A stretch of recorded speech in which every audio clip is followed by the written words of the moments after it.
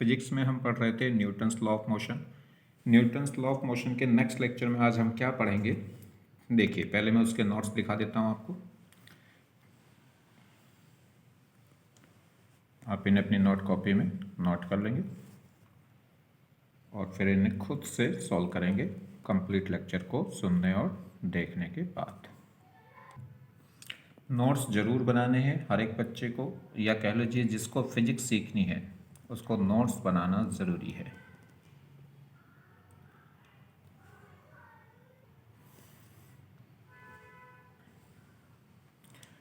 और नोट्स में ये क्वेश्चन आप ऐसे लिखेंगे जैसे मैं आपको दिखा रहा हूँ लेक्चर पढ़ाने से पहले, और उसके बाद आप कंप्लीट लेक्चर को देखें, सुने और उसके बाद अपनी नोट कॉपी पे इनको खुद से सॉल्व करें तो बहुत ही अच्छा है।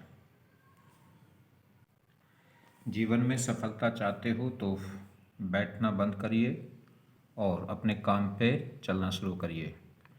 जो भी आपका काम है उसको किए बगैर सफलता आपके हाथों नहीं आने वाली।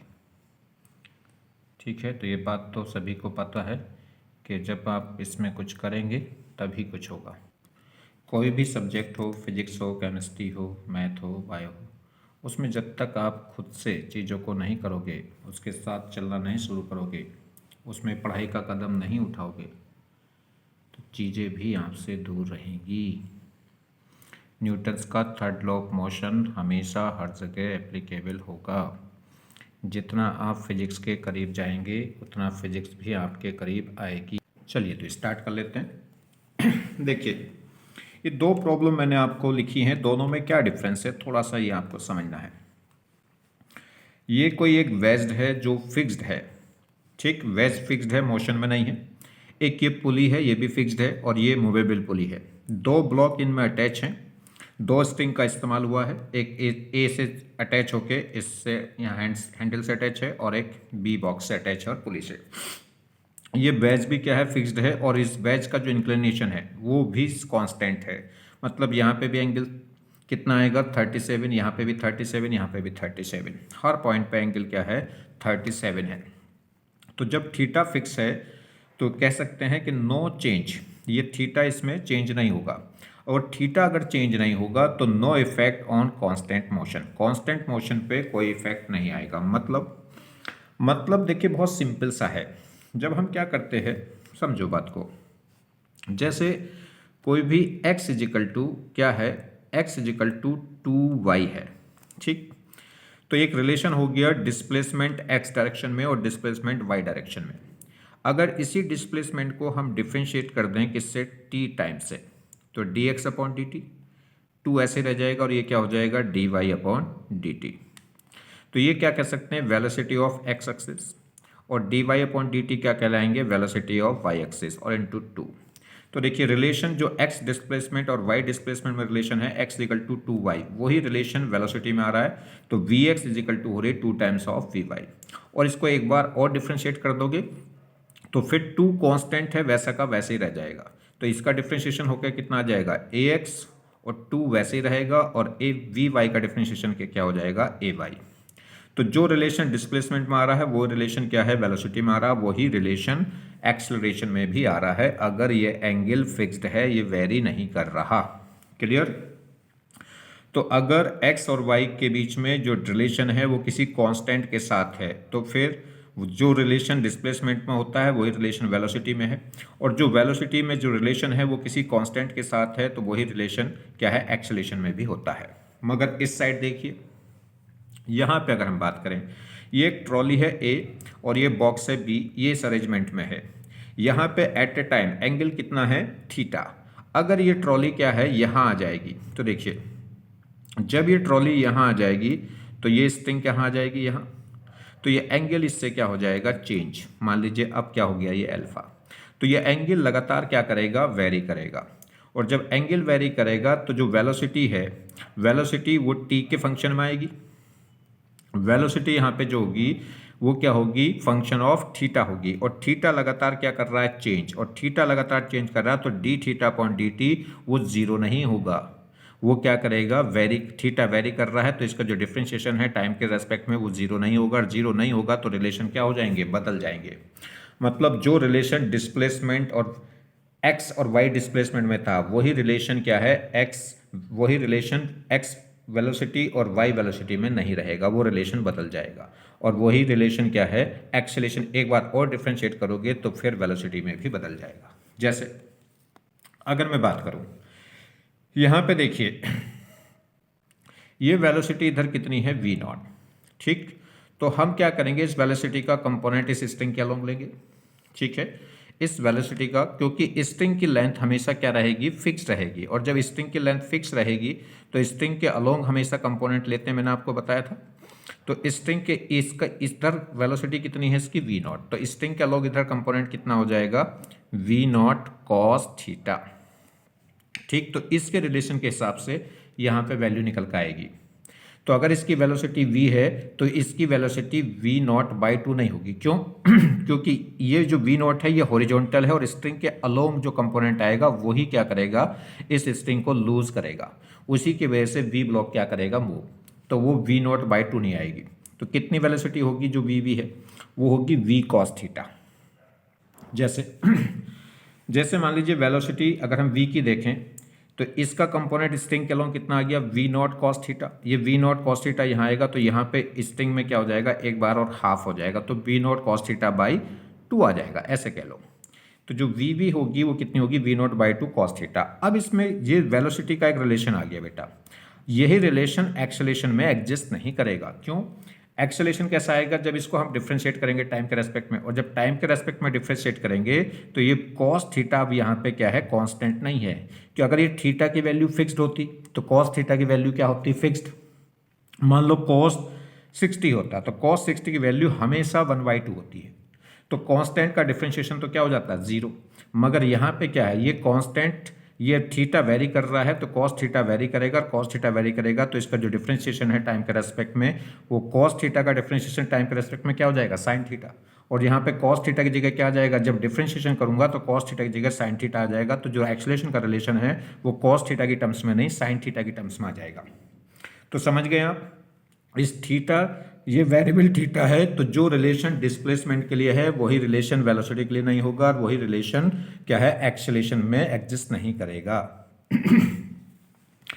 तो अगर थीटा चेंज होगा तो इसमें साइन थीटा या कॉस थीटा भी चेंज होंगे, तो उनका जो डिफरेंशिएशन है dv/dt वो क्या कर जाएगा, वेरी कर जाएगा। तो जो रिलेशन वेलोसिटी में एग्जिस्ट करेगा वही रिलेशन एक्सेलेरेशन में नहीं फॉलो होगा, तो सेम रूल नहीं आएगा, मतलब v और a का रिलेशन सेम नहीं आएगा, वो चेंज हो जाएगा, ठीक है। चलिए खैर, इतनी सी बात मुझे बतानी थी, जिनको समझ में आना होगा वो बात आ गई होगी, जिनको नहीं आया उनका भी काम चलेगा, कोई बात नहीं। चलिए देखिए कुछ कॉन्सेप्ट समझे। ये प्रॉब्लम मैं आपको पहले भी करा चुका हूं, मगर आपको मुझे फिर एक बार बताना है। देखिए मैंने आपको इसमें 4 कॉन्सेप्ट मैं आपको बता रहा हूं, पहला, दूसरा, तीसरा और एक लास्ट में फिर फोर्थ। समझिए, जोन सा भी आपको अच्छा लगे वो अपनाइएगा, ठीक है, मगर हर एक मेथड को जानना बहुत ज़रूरी है। समझिए, ये पहला वाला मेथड तो मैं आपको पहले भी बता चुका हूं, क्या है, ये एक ट्रॉली है जिसकी वेलोसिटी हॉरिजॉन्टली कितनी है, v। अब ये एक स्ट्रिंग से बन के यहाँ एक बॉक्स b से बंधी हुई है, तो इस बॉक्स b की वेलोसिटी बतानी, अगर इस ट्रॉली a की वेलोसिटी कितनी है, v हॉरिजॉन्टली, तो ये कितनी स्पीड से डाउनवर्ड आएगा। तो इसके लिए मैंने आपको क्या बताया था, एक सीधा सा, देखिए मैंने आपको बताया था कि ये इधर ये पॉइंट क्या है, अगर हम बात करें, देखिए इस पॉइंट की, ये पॉइंट क्या होगा, वेलोसिटी कितनी से जाएगा, v से। अगर ये बॉक्स v से जा रहा है तो ये पॉइंट भी v से जाएगा, तो ये पॉइंट भी किधर जाएगा, v से। इस स्ट्रिंग के अलोंग इसका कंपोनेंट, इस वेलोसिटी का इस स्ट्रिंग के अलोंग कंपोनेंट क्या होगा, अगर वो देख लें तो कितना होगा, ये कितनी थी v, तो इसका कंपोनेंट इसके अलोंग कितना होगा, v cos थीटा। तो ये और ये दोनों क्या होने चाहिए, इक्वल होने चाहिए। क्यों, क्योंकि स्ट्रिंग अगर यहां से यहां तक की जो स्ट्रिंग है, अगर उसकी लेंथ l है तो वो l ही रहेगी, स्ट्रिंग की लेंथ ना तो बढ़ेगी ना घटेगी, तो उसके स्ट्रिंग पे जो लाई करने वाले पॉइंट हैं उन हर एक पॉइंट की डिस्टेंस स्पीड क्या होगी, सेम। क्यों, अगर ये वाली स्पीड ज़्यादा हुई और ये कम हुई तो लेंथ बढ़ जाएगी स्ट्रिंग की, अगर ये स्पीड कम हुई और ये कम हुई, ये स्पीड वेलोसिटी कम हुई और ये वाली ज़्यादा हुई, तो ये क्या कर देगी, इसको कंडेंस कर देगी, तो लेंथ कम हो जाएगी। तो स्ट्रिंग की लेंथ ना तो कम होनी है ना ज़्यादा होनी है, और कम ज़्यादा होनी नहीं, तो उसके हर एक पॉइंट पे, स्ट्रिंग पे कहीं भी कोई भी पॉइंट लीजिए, उसकी स्पीड क्या रहेगी, सेम। तो इसके अकॉर्डिंग स्ट्रिंग पे स्पीड कितनी आ रही, वी कॉस थीटा, और इसके अकॉर्डिंग कितनी आ रही, वी बी। तो ये दोनों क्या होनी चाहिए, इक्वल। अगर ये ज़्यादा हो गई और एक कम हो गई तो स्ट्रिंग की लेंथ या तो बढ़ जाएगी या घट जाएगी। तो इसलिए दोनों क्या होनी चाहिए, इक्वल। तो देखो आंसर तो आपका आ गया कि वी बी इक्वल हो गया V A cos theta. Clear. तो V B is equal to हो गया वी ए कॉस थीटा। यह मैंने आपको बताया था कि वेलोसिटी का कंपोनेंट हमेशा स्ट्रिंग के अलोंग ले लीजिए आप। तो दूसरा एक पॉइंट मैंने बताया था कि इसकी स्पीड इधर कितनी है, वी वी, और ये कितनी है, वी ए। अब वी बी बड़ी है कि वी ए बड़ी है, ठीक, तो वो देख लीजिए। तो जो भी बड़ी होगी उसका कंपोनेंट दूसरे का लॉन्ग लेंगे। क्यों? क्योंकि छोटे वाले का कंपोनेंट तो और भी छोटा हो जाएगा, और छोटे वाले का कंपोनेंट और भी छोटा हो जाएगा, तो उस बड़ी वैल्यू को रिजेंबल नहीं करेगा, उस बड़ी वाली वैल्यू को बैलेंस नहीं करेगा। तो देखिए, तो दूसरा कॉन्सेप्ट इसी में मैं आपको बता रहा हूँ, क्या है ये देखिए, इधर वेलोसिटी कौन है, वी बी, और इधर वेलोसिटी कौन है, वी ए। अब B B cos theta equal to V A होगा या B A cos theta V B होगा, तो किसका कंपोनेंट किसके ऊपर लेना है, तो ये पता करना पड़ेगा पहले कि बी ए बड़ी है या बी बी। जो बड़ी है उसका कंपोनेंट क्या होगा, दूसरी वाले के इक्वल होगा, क्योंकि जो बड़ी है उसको छोटा करना पड़ेगा कंपोनेंट लेके। कंपोनेंट हमेशा क्या आता है, ओरिजिनल वेक्टर से कम आता है, ये मैंने आपको लास्ट लेक्चर में बताया था। तो अगर वी ए बड़ी है बी बी से, तो इसको छोटा करना पड़ेगा, तभी इसके इक्वल होगी। और इसको अगर इसका कंपोनेंट ले लिया तो वो और भी छोटा हो जाएगा, तो फिर कभी इसको मैच नहीं करेगा। तो ए का कंपोनेंट किसके अलोंग, ए का जो कंपोनेंट होगा वो रिजेंबल करेगा बी को। तो ए का कंपोनेंट लेना है आपको, तो ए का कंपोनेंट लोगे किसके ऊपर, बी के ऊपर। वो कितना हो जाएगा, वो हो जाएगा वी ए कॉस थीटा, और वो इक्वल होगा बी बी के। तो देखो रिलेशन आ गया, ठीक। चलिए, तो एक कॉन्सेप्ट ये था, यह एक कॉन्सेप्ट मैंने आपको बताया कि कंपोनेंट हमेशा स्ट्रिंग के अलोंग लेना है। यह मैंने आपको बताया कि स्ट्रिंग के अलोंग वेलोसिटी हमेशा क्या रहेगी, सेम रहेगी, क्योंकि स्ट्रिंग की लेंथ क्या रहेगी, कांस्टेंट। तो इस v की वेलोसिटी स्ट्रिंग के अलोंग कितनी है, वी वी, और a की वेलोसिटी स्ट्रिंग के अलोंग कितनी है, वी ए कॉस थीटा, और ये दोनों क्या होनी चाहिए, इक्वल। तो भी आंसर आ गया। क्लियर। चलिए नेक्स्ट मेथड देखें।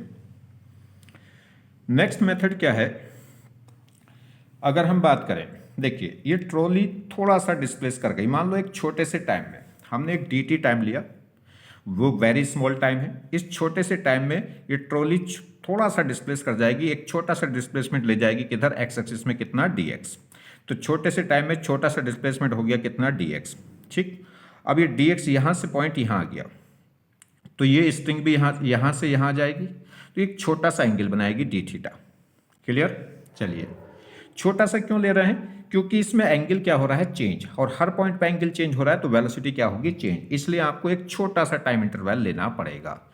छोटा सा टाइम इंटरवल का मतलब है बिल्कुल मैं इस इंस्टेंस पे क्या करना चाह रहा हूँ, इस ही टाइम पे क्या करना चाह रहा हूँ, रिलेशन कैलकुलेट करना चाह रहा हूँ, या v की वेलोसिटी कैलकुलेट करना चाह रहा हूँ इस इंस्टेंट पे, जिस इंस्टेंट पे ये हमें इस a की स्पीड कितनी दे रखी, v, ठीक। तो इसलिए मैंने एक छोटा सा टाइम इंटरवल लिया, उस छोटे से टाइम इंटरवल में ट्रॉली हल्का सा डिस्प्लेस कर गई, कितना, dx। तो उस केस में ये स्ट्रिंग ने भी कितना एंगल डिस्प्लेस कर दिया, d थीटा, ठीक। अब समझिए, ये लेंथ क्या थी, मान लीजिए यहाँ से यहाँ तक की लेंथ कितनी है, L1, जो, और उसके बाद जब ये डिस्प्लेस कर गया तो अब लेंथ यहाँ से यहाँ तक की हो गई, मान लो L2। L1 ऑब्वियसली बात है बड़ी होगी, और L2 क्या होगी, छोटी। तो ये बड़ी होगी L1, और ये क्या है, छोटी। अब ये कितनी छोटी होगी, तो देखो इस L1 में से कितना पार्ट हम कट कर लें जो L2 के इक्वल आ जाए। तो आप क्या करिए, यहाँ से इस L2 पे से इसके ऊपर एक परपेंडिकुलर ड्रॉ कर दो, और परपेंडिकुलर ड्रॉ करोगे तो अब जितनी लेंथ ये है उतनी लेंथ ये, तो यहाँ से लेकर यहाँ तक की जो लेंथ L2 थी वो इतनी लेंथ यहाँ हो जाएगी। तो ये लेंथ क्या हो गई, एक्स्ट्रा ये लेंथ हो गई स्ट्रिंग की जो लूज हो गई है। हमें इस L1 में से केवल ये L2 लेंथ हमने ले ली जो यहाँ पे आ गई है, और बाकी ये स्ट्रिंग क्या हो गई है, लूज, और ये लूज होकर कहाँ चली जाएगी, इधर, ठीक। तो अगर ये dx है तो ये कितना डिस्प्लेस हो गया नीचे, dy। अगर ये x एक्सिस और ये y एक्सिस, तो b कितना डिस्प्लेस हो गया, dx। तो एक बार दोबारा से समझिए क्या है, मैंने एक छोटा सा टाइम लिया, उस छोटे से dt टाइम में अगर ये a कितना डिस्प्लेस हो गए, dx, तो ये b कितना डिस्प्लेस हो गया नीचे, dy, ठीक है। ये आगे जाएगा तो वो नीचे जाएगा। अब अगर मान लीजिए ये लेंथ कितनी थी स्ट्रिंग की, यहाँ से लेकर यहाँ तक L1, तो जब ये ट्रॉली यहाँ गई है तो इसकी लेंथ ये हो गई L2। इस L2 से इसके ऊपर एक परपेंडिकुलर डाला तो यहाँ से यहाँ तक की लेंथ हो गई L2, और ये बची हुई लेंथ कितनी हो जाएगी L1 माइनस L2, क्योंकि टोटल थी L1, यहाँ से यहाँ तक हो गई L2, तो ये कितनी बची L1 माइनस L2। ये स्ट्रिंग वो है जो लूज हो चुकी, जो अब हमारे काम में नहीं है, क्योंकि हमारे काम में तो यहाँ से यहाँ तक की स्ट्रिंग काम में आ गई, तो ये लूज हो गई, ये कहाँ चली गई होगी यहाँ। तो जो L1 माइनस L2 है यही तो dy है भाई। dy जो b बॉक्स नीचे गया कितना dy, और ये dy होगा कितना, जितनी स्ट्रिंग लूज हुई है, लूज कितनी हुई है L1 माइनस L2। तो अब समझो, अब a कितना चला है dt टाइम में dx, तो dx अपॉन dt को क्या बोल सकता हूं, वेलोसिटी ऑफ a, और b कितना डिस्प्लेस हुआ है dt टाइम में dy, तो dy अपॉन dt को मैं क्या बोल सकता हूं, वेलोसिटी ऑफ b। चलिए तो यहां से देखिए, अब इसको इतने ट्रायंगल को, ये ट्रायंगल आ गया जी हमारे पास, ये तो हो गया dx, और ये कितना हो गया L1 माइनस L2, या बोल सकते हैं इसे dy तो है क्योंकि यही तो देखो dy इसके इक्वल है dy के। चलिए, और ये एंगल कितना था थीटा, यहाँ से ये एंगल 90 है क्योंकि इस यहाँ से परपेंडिकुलर ड्रॉ किया था, तो 90 के सामने वाला तो हो गया हाइपोटेनियस, एंगल के सामने वाला हो गया परपेंडिकुलर, और ये हो गया बेस। मुझे हाइपोटेनियस पता है और बेस पता है, तो हाइपोटेनियस और बेस किस में आता है, कॉस थीटा में, तो कॉस थीटा होगा बेस अपॉन हाइपोटेनियस। बेस हो गया L1 माइनस L2 और हाइपोटेनियस हो गया dx, या L1 minus L2 is equal to हो गया dx इंटू कॉस थीटा, और इस L1 माइनस L2 को तो हम dy बोलेंगे। तो यहाँ से रिलेशन आ गया कि dy इजिकल टू हो गया dx कॉस थीटा, बस दोनों को टाइम से क्या कर दो, डिफ्रेंशिएट, तो dx upon dt cos theta equal to हो जाएगा dy upon dt cos theta. इसे हम क्या लिख सकते हैं, वेलोसिटी ऑफ a, और इसे क्या लिख सकते हैं, वेलोसिटी ऑफ b। तो देखो एक सीधा सीधा सा रिलेशन ये आ चुका है यहाँ पे, ठीक। तो VA cos theta equal to हो गया V, सेम आंसर आ रहा है जो उसमें आ रहा है। तो ये तरीका भी आपको आना चाहिए कि इसको हल्का सा dt टाइम में हल्का सा डिस्प्लेसमेंट हो गया dx, अगर ये dx डिस्प्लेस हुआ तो ये dy डिस्प्लेस हुई, और ये dy होगी कितनी, जितनी ये लेंथ में यहाँ से क्या हो गई, रिड्यूसनेस हो गई। तो कितना स्ट्रिंग रिड्यूस हो गई है, L1 माइनस L2, ये L1 माइनस L2 ही क्या है, dy है। और dx अपॉन dt को क्या बोलेंगे, स्पीड ऑफ VA, और dy अपॉन dt को बोलेंगे स्पीड ऑफ b। ये एक ट्रायंगल आपको पास आ गया, इस ट्रायंगल से आप क्या करिए, कॉस थीटा या साइन थीटा निकाल लीजिए। तो यहाँ से हमें बेस पता था, हाइपोटेन्यूस पता था, तो कॉस थीटा आ गया बेस अपॉन हाइपोटेन्यूस, यानी कि L1 minus L2 upon dx। तो L1 माइनस L2 कितना हो गया, dx कॉस थीटा, और L1 माइनस L2 ही तो है dy है। तो यहाँ से एक रिलेशन आ गया कि dy equal to dx cos theta. इसे टाइम से डिफ्रेंशिएट कर देंगे तो dy अपॉन dt क्या हो जाएगा, वेलोसिटी ऑफ b, और dx अपॉन dt क्या हो जाएगा, वेलोसिटी ऑफ a। देखो मैंने छोटा एंगल क्यों लिया है, अगर आप ज़्यादा टाइम लोगे तो बड़ा एंगल चेंज आएगा, और बड़ा एंगल चेंज आएगा तो फिर कॉस थीटा की वैल्यू क्या हो जाएगी, चेंज, और कॉस थीटा की वैल्यू चेंज हो जाएगी तो फिर ये भी डिफ्रेंशिएट होगा, फिर वो रिलेशन गड़बड़ हो जाएगा। इसलिए हम क्या लेंगे, एक छोटा सा टाइम इंटरवल जिससे छोटा सा एंगल डिस्प्लेसमेंट आए, क्योंकि ये थीटा चेंज होगा तो कॉस थीटा बदल जाएगा, और यहाँ पे थीटा चेंज हो रहा है अगर आपने बड़ा डिस्प्लेसमेंट लिया या कह सकते हैं बड़ा टाइम लिया तो। क्लियर। तो एक मेथड ये हो गया। नेक्स्ट और एक मेथड जानिए, देखिए इसका थर्ड मेथड, ये हमारे पास ट्रॉली है, इस ट्रॉली 20 स्पीड से आगे जा रही है, तो बताना है बॉक्स की स्पीड क्या होगी। समझो ये जो यहाँ से लेकर यहाँ तक की स्ट्रिंग है, इसकी लेंथ मान लो मैंने मान ली L, वो L लेंथ क्या होगी, कांस्टेंट। मान लीजिए लेंथ ऑफ स्ट्रिंग कितनी है, L है, और वो क्या होगी, फिक्स होगी। तो यहाँ से लेकर यहाँ तक की लेंथ कितनी हो गई, L। अब मैं मान लेता हूँ कि यहाँ से लेकर यहाँ तक की ये डिस्टेंस कितनी है, x, और यहाँ से लेकर यहाँ तक की डिस्टेंस कितनी है, y, और यहाँ से लेकर यहाँ तक की डिस्टेंस यहाँ तक ये कितना है, h। ठीक है, यहाँ से यहाँ तक x, यहाँ से यहाँ तक h, और ये कितनी मान लेते हैं, y। तो स्ट्रिंग की जो लेंथ होगी, तो ये अगर हम बात करें, ये x हो गया, ये h हो गया, तो ये हाइपोटेन्यूस निकाल लेंगे, राइट एंगल ट्रायंगल बनेगा। देखो ये x, ये h, और ये 90 का एंगल, तो ये हाइपोटेन्यूस निकल जाएगा x square plus h square का रूट। ये लेंथ कितनी है, x square plus h square का रूट, और ये लेंथ यहाँ से यहाँ तक कितनी है, y। ये y और ये x square plus h square का रूट क्या कहलाएगा, l। तो यहाँ से स्ट्रिंग ऑफ लेंथ जो l है वो किसके इक्वल हो गई, y plus root x square plus h square. अब आप क्या कर दो, इसको टाइम के रेस्पेक्ट में डिफ्रेंशिएट कर दें। क्यों, देखिए इसकी जो a है ट्रॉली वो किधर जा रही है, x एक्सिस में, तो dx अपॉन dt क्या बताएगा हमें, va, और ये v किधर जा रहा है, y एक्सिस में। v की जो कोऑर्डिनेट है वो कितना है, y, तो dy अपॉन dt मुझे क्या बताएगा, vb। क्लियर। चलिए देखिए, अब एक और बात ध्यान देना है। अगर हम बात करें ये जब ये ट्रॉली आगे जाएगी तो बी नीचे जाएगा, तो वाई तो बढ़ेगी मगर एक्स क्या होगी, घटेगी। तो D x upon D T क्या होगा, वो माइनस वी ए होगा क्योंकि एक्स की वैल्यू घट रही है। और D Y upon D T क्या कहलाएगा, वेलोसिटी ऑफ वी कहलाएगा क्योंकि वाई बढ़ रहा है और एक्स घट रहा है, तो वो D x upon D T V A नहीं माइनस वी ए कहलाएगा। तो अगर D x upon D T देखूंगा तो इक्वल होगा माइनस वी ए, या वी ए को हम बोल सकते हैं minus D x upon D T. Reason क्या है, क्योंकि एक्स टाइम के साथ में डिक्रीज होगा। और ये समझ में आ गई बात। तो D x upon D T equal होगा माइनस वी ए, या वी ए इक्वल होगा minus D x upon D T. Minus क्यों आ रहा है, क्योंकि एक्स कोऑर्डिनेट टाइम के साथ में डिक्रीज हो रहा है। दूसरा अगर हम देखें तो D Y upon D T को मैं क्या बोल सकता हूँ, वी, क्योंकि वी का जो कोऑर्डिनेट है वो कौन बता रहा है, वाई, या वी का जो डिस्प्लेसमेंट है उसे कौन बता रहा है, वाई। और डिस्प्लेसमेंट को टाइम के रेस्पेक्ट में डिफरेंशिएट करेंगे तो क्या आ जाएगी, वेलोसिटी। अब समझिए, तो स्ट्रिंग की लेंथ ये यहाँ से लेकर यहाँ तक एल है, वो एल किसके इक्वल आ गई, ये हाइपोटेनियस प्लस दिस, तो x square plus s square का root plus y is equal to l. अब इसको डिफरेंशिएट करते हैं टाइम के रेस्पेक्ट में। तो देखिए इसका डिफरेंशिएशन करेंगे, ये कितना है, x square plus s square की पावर 1/2 है, क्योंकि रूट का मतलब पावर 1/2।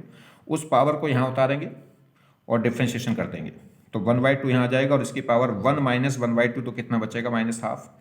पहले तो इसका डिफरेंशिएशन कर दिया, वो आ गया ये। फिर करेंगे एक्स स्क्वायर का, तो एक्स स्क्वायर का कितना होगा, 2x। फिर करेंगे एक्स का, तो एक्स का कितना होगा, D x upon D T, plus H का क्या होगा, 0, क्योंकि एच तो फिक्स है कॉन्स्टेंट, तो एच का डिफरेंशिएशन क्या हो जाएगा, 0। अब करेंगे वाई का, तो वाई का कितना होगा, D Y upon D T. देखो पहले इसका करा, फिर इसका करेंगे एक्स स्क्वायर का कितना हो गया, 2x, फिर एक्स का करेंगे D x upon D t, और प्लस फिर किसका करेंगे, प्लस एच स्क्वायर का होगा 0, प्लस फिर करेंगे y का D Y upon D T is equal to क्या होगा, l का डिफरेंशिएशन क्या होगा, 0, क्योंकि लेंथ क्या है, कांस्टेंट है स्ट्रिंग की। तो यहाँ से 2 से 2 कट हुआ, तो ये एक रिलेशन आ गया। देखो कितना, x अपॉन, ये अपॉन में पहुंच जाएगा रूट में, तो x upon root x square plus s square into d x upon D t और plus d Y upon D t. ये क्या है जी, अगर हम बात करें, देखिए ये एंगल है थीटा, तो ये होगा परपेंडिकुलर, ये होगा बेस और ये हाइपोटेनियस, तो ये base upon hypotenuse, base upon hypotenuse को बोल सकता हूँ कॉस थीटा, और D x upon D T को क्या बोलूंगा, माइनस वी ए, और D Y upon D T क्या है, V B is equal to क्या है, 0। तो देखो रिलेशन आ गया, तो V B is equal to हो गया minus V A cos theta. Same वही आंसर आ गया है इस मेथड से भी। तो आप क्या करेंगे, स्ट्रिंग की लेंथ को लेंगे और स्ट्रिंग की लेंथ को क्या कर देंगे, डिफ्रेंशिएट करते चले आएंगे, वहां से एक रिलेशन निकल आएगा। तो एक ये थर्ड मेथड भी हो गया। तो आपको मैंने ये 4 मेथड हो गए, 2 मेथड तो मैंने शुरू में बता दिए हैं। क्या, एक तो आप चेक करिए कि कौन सी वेलोसिटी का कंपोनेंट ज्यादा, कौन सी वेलोसिटी बड़ी है उसका कंपोनेंट दूसरे का लॉन्ग ले लो। यह मैंने आपको बताया, हमेशा स्ट्रिंग के अलोंग कंपोनेंट क्या रहेगा, स्ट्रिंग के अलोंग वेलोसिटी का जो कंपोनेंट है वो सेम रहेगा, क्योंकि स्ट्रिंग की लेंथ क्या रहेगी, कांस्टेंट। एक तीसरा मेथड मैंने आपको बता दिया था कि कंपोनेंट हमेशा स्ट्रिंग के अलोंग लिया करो, और बाकी 2 मेथड और ये बता दिए। तो टोटल अगर हम बात करें तो 5 तरीके ये हो गए हैं। अब जो भी आपको अच्छा लगे। इस प्रॉब्लम की बात करें, देखिए ये बहुत अच्छी प्रॉब्लम है, एडवांस लेवल की एकदम। क्वेश्चन को मैं समझा देता हूं पहले क्या है। ये 2 बॉल हैं, ठीक, ए और बी। इस बॉल का सेंटर इससे, ये जो इंक्लाइन, ये 2 इंक्लाइन प्लेन है, एक एंगल 30 और एक इंक्लिनेशन का एंगल कितना है, 60 हॉरिजॉन्टल से। ये किससे, हॉरिजॉन्टल से, यहाँ से, ठीक। चलिए, ये जो बड़ी बॉल है इसके सेंटर से लेकर इस इंक्लिनेशन के बीच की डिस्टेंस कितनी है, 17 मीटर, और इसके सेंटर से लेकर यहाँ तक की ये डिस्टेंस कितनी है, 19 मीटर, ठीक। इस छोटी वाली बॉल की रेडियस कितनी दे रखी है, 5 मीटर, और ये जो ए बॉल है ये इधर किस स्पीड से आ रही है, 9 मीटर पर सेकंड से। तो अगर ये 9 मीटर पर सेकंड से इधर आ रही है, तो ये बॉल बी बॉल की स्पीड कितनी होगी और किधर होगी, ठीक है, ये बताना है। तो समझो, बहुत सिंपल सी बात है। अगर हम बात करें, ये रेडियस कितनी है इस बॉल की, 5, तो ये रेडियस कितनी है, ये 5 हो गया। तो यहाँ से यहाँ तक अगर मैं देखूँ ये, तो ये लेंथ कितनी हो गई, 5। देखो ये 5 है, तो ये 5 होगी, तो ये कितनी बचेगी यहाँ से लेकर यहाँ तक, अगर ये कितनी है, यहाँ से लेकर यहाँ तक 17 है, 5 इसमें कट हो गई, तो ये कितनी बच गई, 12। तो एक तरीके से देखूँ तो ये लेंथ कितनी हो गई जी, 12। ये इतनी लेंथ कितनी हो गई, 12 हो गई, ठीक। इसकी लेंथ की हम बात करें तो ये कितना है, यहाँ से यहाँ तक कितना है 19। ठीक, चलिए अगर आप इसको मिलाएं, ये देखो इन दोनों के सेंटर को अगर मैं मीट कर दूं तो ये कितना है 5 और इसकी रेडियस मान लेते हैं कैपिटल आर। तो यहाँ से यहाँ तक ये कितना हो गया r+5 और ये कितना हो गया जी 12।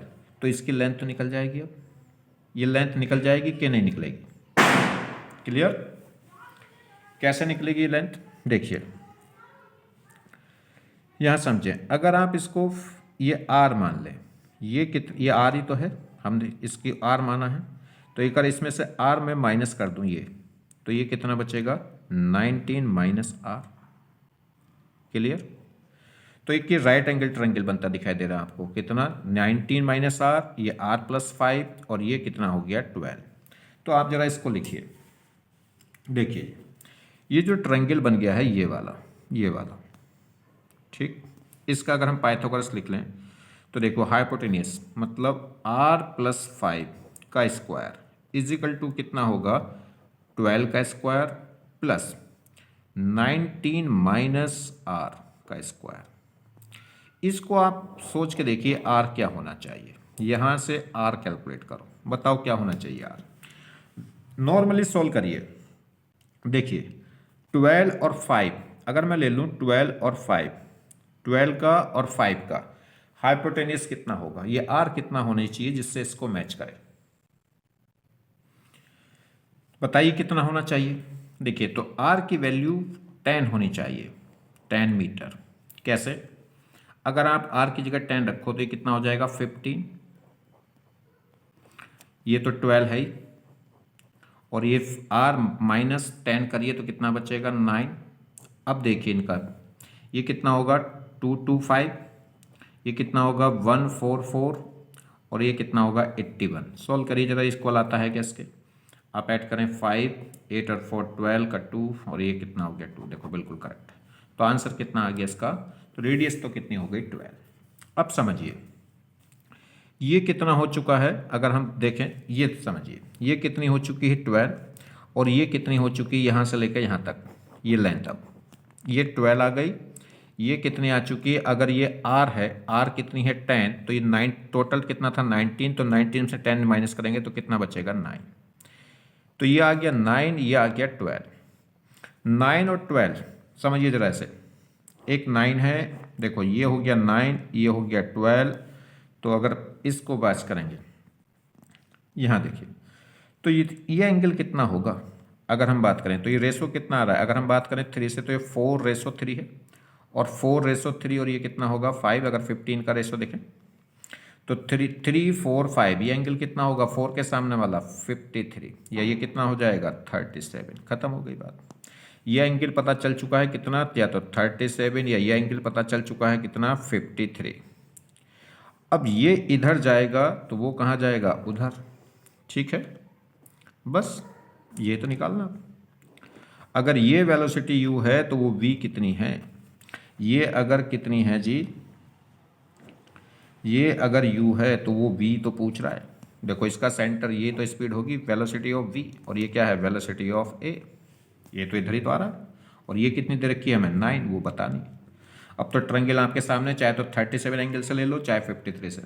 मान लीजिए 37 से लोगे तो ये क्या हो जाएगा परपेंडिकुलर, इस 37 को लेकर चल रहे हैं तो ये परपेंडिकुलर हो जाएगा, ये बेस हो जाएगा, बेस और परपेंडिकुलर ही तो है, ये VA है ये VB है, ठीक है, बस खत्म करो। तो 10 लगा लो, तो 1037 क्या होगा अगर हम बात करेंगे तो देखिए 1037 अगर हम बात करें तो कितना हो जाएगा जी, परपेंडिकुलर अपॉन बेस मतलब VV अपॉन क्या हो जाएगा VA। 1037 कितना होता है, 1037 होगा 3/4, बस यूज़ कर लो। हमें क्या निकालना है VB निकालनी है, तो हो जाएगा 3/4 इंटू VA। VA कितना दे रखा है 9, तो 3/4 इंटू 9, यहाँ से ये हम सॉल्व कर लेंगे। कुछ गड़बड़ कर दिया हमने, देखो ये A था ये B था, तो ये B होगी ये A होगी, कोई नहीं, तो 1037 ले रहे हैं तो परपेंडिकुलर, यानी कि ये हो गया, ये कौन सी लेंथ है, वी बी, तो ये तो वी बी है और ये क्या हो जाएगा, बी ए। अब ठीक है, तो यहाँ से हमें क्या, ये आ गया वैल्यू, तो हमें क्या निकालना, वी वी निकालनी है, तो वी वी कितना हो जाएगा, ठीक, बस यहाँ से आंसर आ जाएगा। क्लियर। नेक्स्ट देखिए, नेक्स्ट देखिए, ये देखिए कह रहा है दो वेज्ड हैं जिनका इंक्लिनेशन कितना है हॉरिजॉन्टल से 30 और इसका भी कितना है 30। यहाँ एक सिलेंडर रखा हुआ है, तो कह रहा है फाइंड वेलोसिटी ऑफ सिलेंडर, या कह सकते हैं velocity of centre of cylinder, centre of cylinder, इस सिलेंडर के सेंटर की वेलोसिटी बताइए। ठीक, समझो, समझिए, अगर मान लीजिए हमारे पास क्या होता, ये केवल पहला वाला वेज होता, तो अगर ये वेज u स्पीड से इधर जा रहा है, u इधर से जाएगा, तो एक तो ये हमेशा क्या रहेगा, इस पे टच रहेगा, क्योंकि इस इंक्लाइन प्लेन पे है, तो ये हमेशा इस पॉइंट से तो हमेशा टच रहेगा।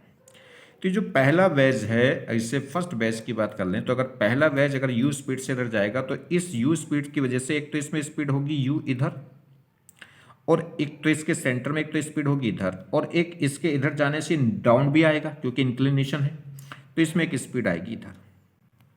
तो इस बैच की वजह से एक दो स्पीड इसके सेंटर में आएगी, तो हॉरिजॉन्टल और एक वर्टिकल।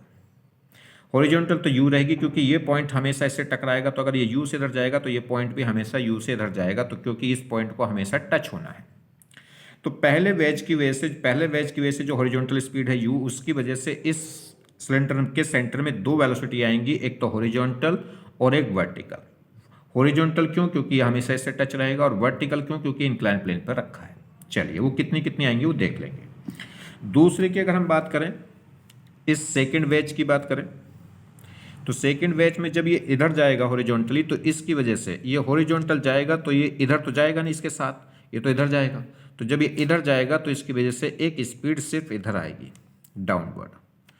तो पहले बैच की वजह से तो इसमें हॉरिजॉन्टल और वर्टिकल दोनों स्पीड आएंगी, और इस सेकंड वाले बैच की वजह से इसमें सिर्फ डाउनवर्ड आएगी।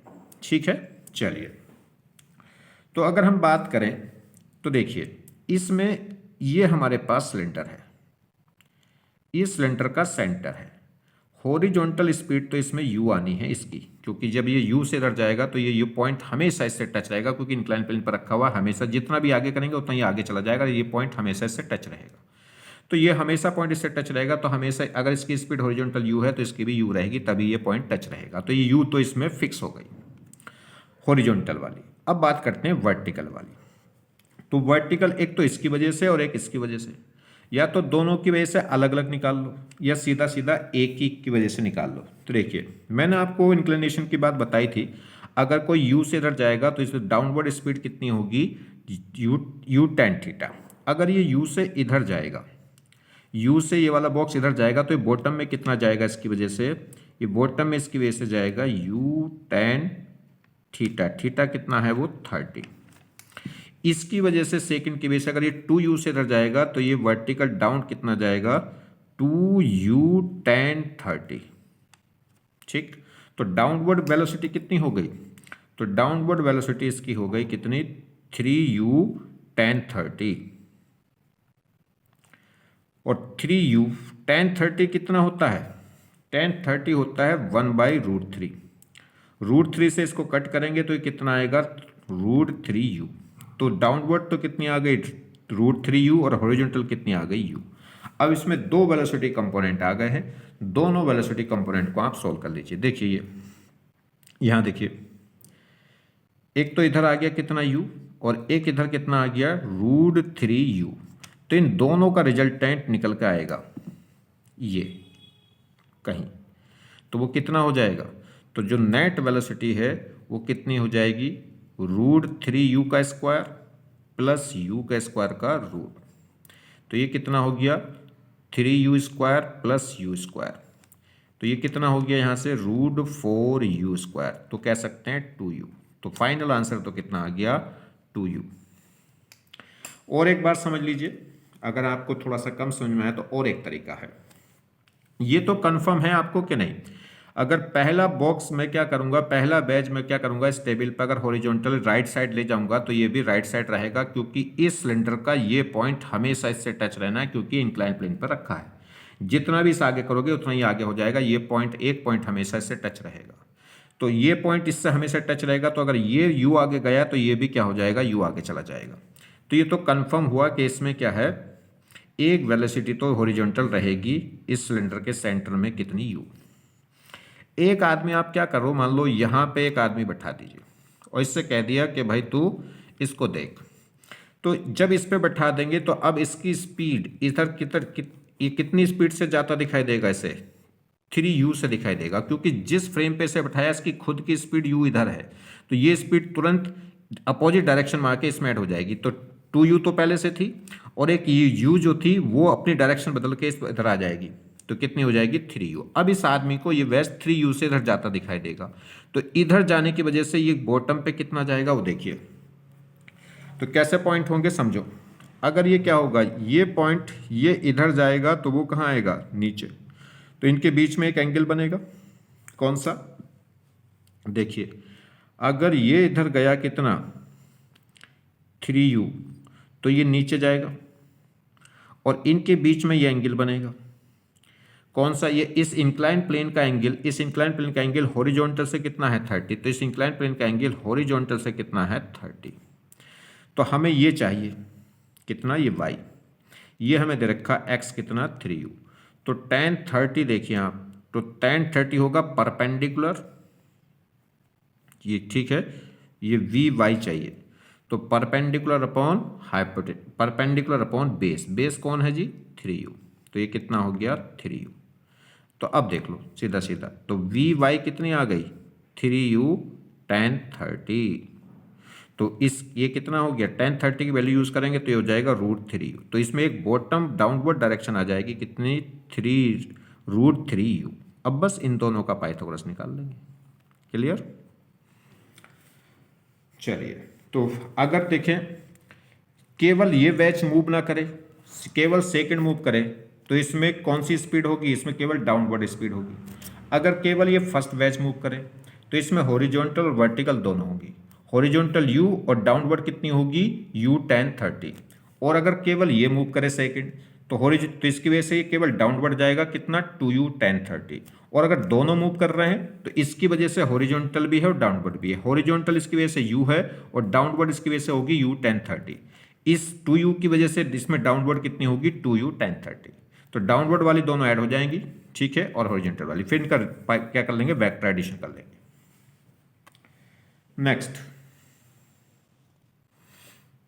नेक्स्ट देखिए, अब ये कुछ रिवीजन है, अब यहां से क्या है, कुछ रिवीजन क्वेश्चन शुरू हो गए, समझिए जो मैंने अभी तक इसमें कांस्टेंट मोशन में आपको पढ़ाया है इसका रिवीजन है।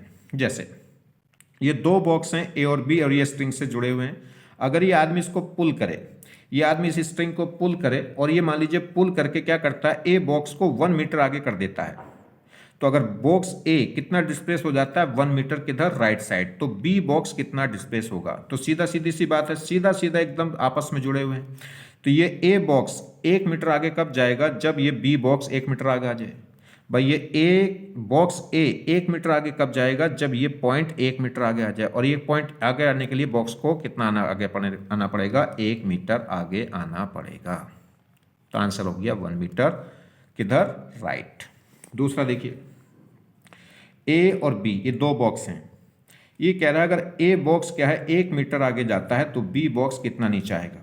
तो देखिए जब ये बॉक्स 1 मीटर आगे जाएगा तो ये पॉइंट स्ट्रिंग आगे जाएगी 1 मीटर, तो यहाँ पे क्या होगा, ये 1 मीटर आगे जाएगी तो ये पुली क्या हो जाएगी, नीचे 1 मीटर नीचे जाएगी, और 1 मीटर नीचे जाएगी तो 1 मीटर यहाँ से और 1 मीटर यहाँ से, 2 मीटर स्ट्रिंग लूज होगी, और वो 2 मीटर स्ट्रिंग यहाँ तो आएगी नहीं, कहाँ चली जाएगी, नीचे चली जाएगी 2 मीटर।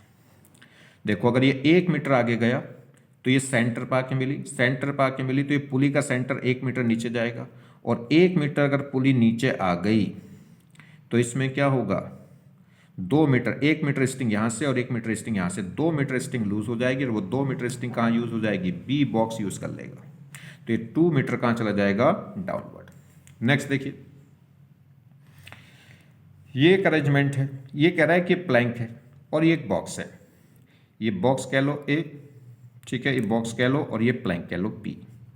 अगर ये प्लैंक 1 मीटर ऊपर जाता है तो बॉक्स कितने मीटर नीचे चला जाएगा, ये हमें इसको बताना है। तो देखिए बहुत सिंपल सी अगर इसमें बात करें, समझो ये जब 1 मीटर ऊपर जाता है प्लैंक तो इस पे 2 पॉइंट हैं, ये दोनों पॉइंट 1 और 2 1 मीटर ऊपर जाएंगे, तो ये 1 मीटर ऊपर गया।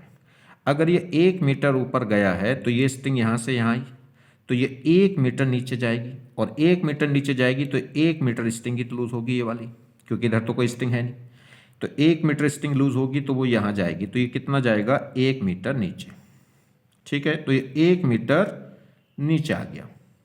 अब इसकी बात करो सेकेंड पॉइंट की, तो पहला पॉइंट 1 मीटर ऊपर जाए, प्लैंक 1 मीटर ऊपर जाएगा तो फर्स्ट पॉइंट भी 1 मीटर ऊपर जाएगा, और इसके 1 मीटर ऊपर जाने से ये पुली 1 मीटर नीचे आएगी, इसके 1 मीटर नीचे आने से केवल ये 1 मीटर स्टिंग लूज होगी और वो 1 मीटर की स्टिंग लूज यहाँ जाएगी।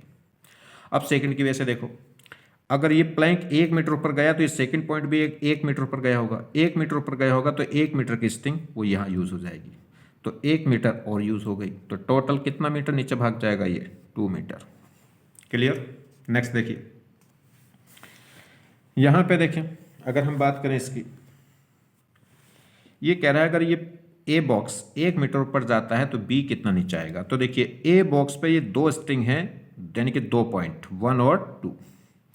अगर ये 1 मीटर ऊपर गया प्लैंक तो ये पॉइंट भी 1 मीटर ऊपर पहुंच जाएगा, और ये 1 मीटर स्ट्रिंग यहाँ जाके सेंटर पे जुड़ रही है तो ये 1 मीटर नीचे आएगी पुली, पुली का सेंटर 1 मीटर नीचे आएगा, और 1 मीटर नीचे आने से 1 मीटर इधर और 1 मीटर इधर, 2 मीटर की स्टिंग लूज होगी, और 2 मीटर की स्टिंग यहाँ तो जाएगी नहीं, कहाँ चली जाएगी यहाँ, तो 2 मीटर तो ये आ गया जी पहले पॉइंट की वजह से। अब सेकंड पॉइंट की वजह से देखिए, ये जब ये प्लैंक 1 मीटर ऊपर गया तो ये वाली स्टिंग भी, ये वाला पॉइंट भी 1 मीटर ऊपर जाएगा, तो 1 मीटर की स्टिंग लूज होगी, और वो 1 मीटर की स्टिंग सीधे सीधे कहाँ जाएगी इस बी पे, तो टोटली कितना भाग गया होगा नीचे 3 मीटर।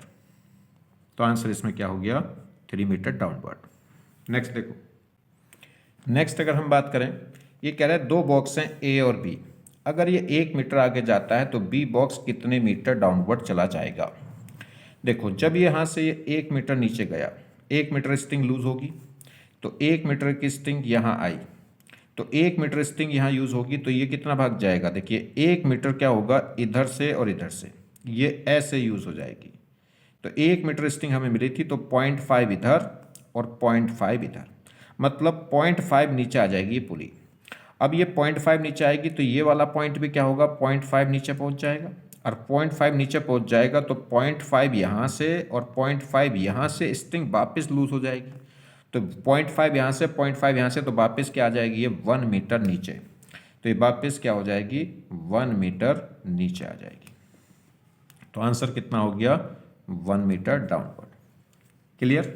नेक्स्ट देखो, इसकी बात अगर हम करें, ये प्लैंक और बी बॉक्स है, ये आदमी इस बॉक्स को क्या करता है पुल करता है, ठीक। अगर इसके पुल करने से इसका एक्सेलेरेशन, प्लैंक का एक्सेलेरेशन अपवर्ड है ए, तो बताइए बी बॉक्स का एक्सेलेरेशन कितना होगा। तो यहाँ भी इस प्लैंक पे भी स्ट्रिंग 2 जगह अटैच है, एक फर्स्ट पॉइंट कह लो और एक सेकेंड पॉइंट। अगर ये ए ऊपर जाती है, अगर ये ए ऊपर जाती है तो देखो ए, तो ये ए पॉइंट नीचे, फिर ये ए पॉइंट ऊपर, ठीक है, और फिर ये ए पॉइंट यहाँ आगे, तो इसकी वजह से तो कितना आ गया ए पॉइंट आगे।